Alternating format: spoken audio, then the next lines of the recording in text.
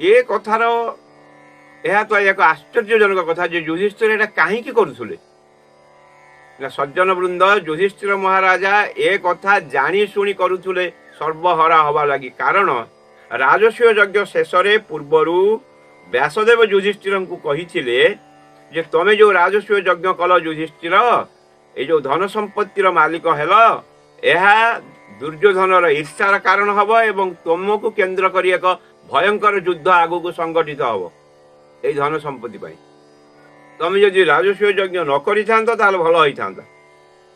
ଦୁର୍ଯ୍ୟୋଧନ ତମକୁ କେବେ ହେଲେ ସହଜରେ ଛାଡ଼ିଦବନି। ଏଣୁ ଏଇ ଧନ ସମ୍ପତ୍ତି ତାଙ୍କ ପାଖରୁ ଶୀଘ୍ର ଚାଲିଯାଉ, ଏହି କଥାକୁ ମନରେ ରଖି ଯୁଧିଷ୍ଠିର ପଶାଖେଳ ଦ୍ୱିତୀୟ ଥର ଗ୍ରହଣ କଲେ ଆହ୍ୱାନ ଏବଂ ଅନ୍ୟାୟକୁ ଜାଣିଶୁଣି ମଧ୍ୟ ସେ ନୀରବ ରହିଥିଲେ। ସେ ଚାହୁଁନଥିଲେ ଯେ ତାଙ୍କୁ କେନ୍ଦ୍ର କରି ଗୋଟେ ଯୁଦ୍ଧ ହଉ ବା ସେ ଗୋଟେ ଯୁଦ୍ଧର କେନ୍ଦ୍ରରେ ରହନ୍ତୁ, ବରଂ ସେ ବଣରେ ରହିବାକୁ ଶ୍ରେଷ୍ଠକର ମନେ କଲେ।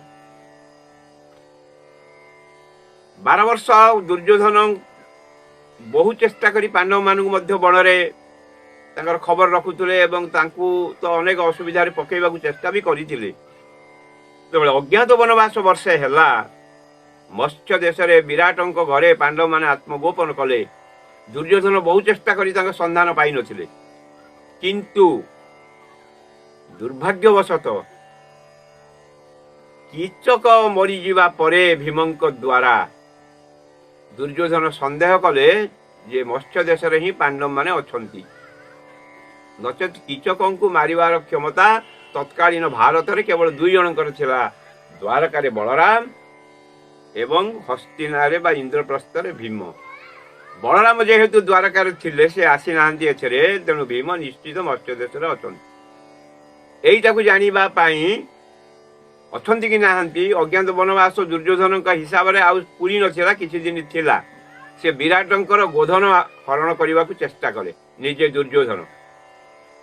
ଯୋଉ ଯୁଦ୍ଧରେ ଅବତୀର୍ଣ୍ଣ ହେଲେ ସ୍ୱୟଂ ଅର୍ଜୁନ ଗାଣ୍ଡିବ ଧରି ଏ ଗୌରପଲକୁ ରକ୍ଷା କରିବା ପାଇଁ।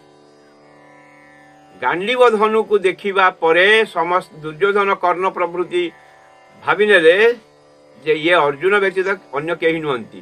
କିନ୍ତୁ ତାଙ୍କର ସମସ୍ୟା ହେଲା ଯେ ଅର୍ଜୁନ ନପୁଂସକ ବେଶରେ ଥିବାରୁ ନାରୀ ବେଶରେ ଥିଲେ। ସେ ତାଙ୍କୁ ସିଧାସଳଖ ଅର୍ଜୁନ ବୋଲି ନ କହି କିନ୍ତୁ ସନ୍ଦେହ କଲେ ଯେ ଇଏ ଅର୍ଜୁନ ହେଇପାରନ୍ତି, କାରଣ ଗାଣ୍ଡିବ ଧନୁ ଅର୍ଜୁନଙ୍କ ବ୍ୟତୀତ ଅନ୍ୟ କେହି ବ୍ୟବହାର କରିପାରୁନଥିଲେ। ତାପରେ ଯେତେବେଳେ ଚିହ୍ନା ହେଲା, ହସ୍ତିନାକୁ ଦୂତ କୃଷ୍ଣ ଦୂତ ରୂପରେ ଆସିଲେ। ସେଇ ବିରାଟ ନଗର ପାଖରେ ଉପପ୍ଳବ୍ୟ ବୋଲି ଗୋଟେ ସ୍ଥାନ, ଗୋଟେ ଛୋଟିଆ ରାଜ୍ୟରେ ଯୁଧିଷ୍ଠିର ମହାରାଜା ଅଭିଷିକ୍ତ ହେଲେ। ସେଇଠୁ ଦୂତ ହେଇକରି କୃଷ୍ଣ ଆସିଲେ ପାଣ୍ଡବମାନଙ୍କର ଯୋଉଟା ତାଙ୍କ ଯୋଉ ସମ୍ପତ୍ତି, ଯୋଉ ଭାଗ ସେମାନେ ପଶା ଖେଳରେ ହରେଇଥିଲେ ତାକୁ ଫେରି ପାଇବା ପାଇଁ ଦୁର୍ଯ୍ୟୋଧନକୁ ଅନୁରୋଧ କଲେ। ଦୁର୍ଯ୍ୟୋଧନ ଏଇ ଅଜ୍ଞାତବାସରେ ଥିଲାବେଳେ ସେ ଚିହ୍ନା ପଡ଼ିଛନ୍ତି ଏ ଯୁକ୍ତି କରି ଜମି ଦେବାକୁ ମନା କରିଦେଲେ। ଦୁର୍ଯ୍ୟୋଧନ କହିଲେ ଯେତେବେଳେ ଅର୍ଜୁନ ଗାଣ୍ଡିବ ଧନୁ ଧରି ଯୁଦ୍ଧ କରୁଥିଲେ ସେତେବେଳେ ଅଜ୍ଞାତ ବନବାସ ପୁରୀ ନଥିଲା, ଆହୁରି 3 ଦିନ ବାକି ଥିଲା। ତେଣୁ ତୁମର ଆଉ 12 ବର୍ଷ ବଣକୁ ଯିବା କଥା ପାଣ୍ଡବମାନଙ୍କର। ସେ ଜମି ମାଗିବାଟା ବର୍ତ୍ତମାନ ଅନୈତିକ, ଏଟା ଆଇନ ବିରୁଦ୍ଧ, କଣ୍ଡିସନ ସେୟା ନାହିଁ। କୃଷ୍ଣ କହିଲେ ଯେ ନା, ସେତେବେଳେ ଅଜ୍ଞାତ ବନବାସ ସରିଯାଇଥିଲା ଏବଂ ଭୀଷ୍ମ କୃଷ୍ଣଙ୍କୁ ସମର୍ଥନ କଲେ। କିନ୍ତୁ ଦୁର୍ଯ୍ୟୋଧନ ମାନିଲେନି, କହିଲେ ମୁଁ ଦେବିନି। ସେଠି ଦୁର୍ଯ୍ୟୋଧନ ଆଉ ଗୋଟେ ମଧ୍ୟ ଯୁକ୍ତି କରିଥିଲେ ଯେ ଏଇ କାରଣରୁ ମୁଁ ଜମି ଦେବିନି ଯେ ପାଣ୍ଡବମାନେ କେହି ମୋର କାହାରି ଦେହରେ ମୋର ସାନ ବାପାଙ୍କ ରକ୍ତ ନାହିଁ, ପଣ୍ଡୁଙ୍କ ରକ୍ତ ନାହିଁ। ଏମାନେ ବିଭିନ୍ନ ଦେବତାଙ୍କର ପୁଅ, ତେଣୁ ଆମ ସମ୍ପତ୍ତି ପାଇବାର ଆଇନଗତ ଅଧିକାର ସେମାନଙ୍କର ନାହିଁ।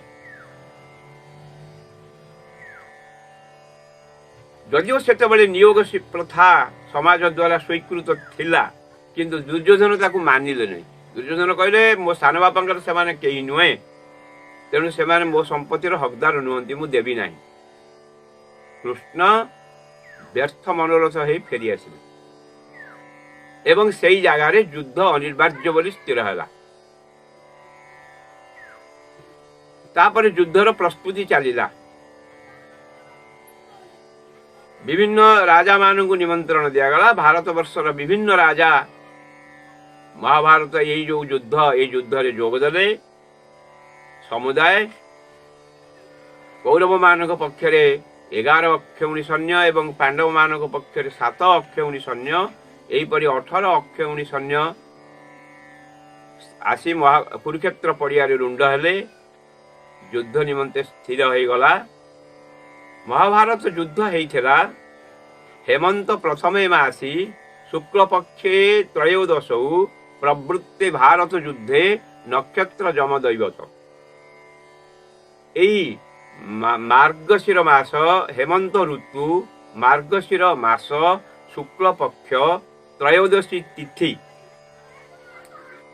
एवं एथेरे भगवान सत्यसाई जोग करिसंती त्रयोदशी तिथि गुरुवार सकाळ 10टा समय रे युद्ध हब बोली स्थिर हो गला। यह हेउची गीतार पृष्ठभूमि। वर्तमान गीता हेई नाहंती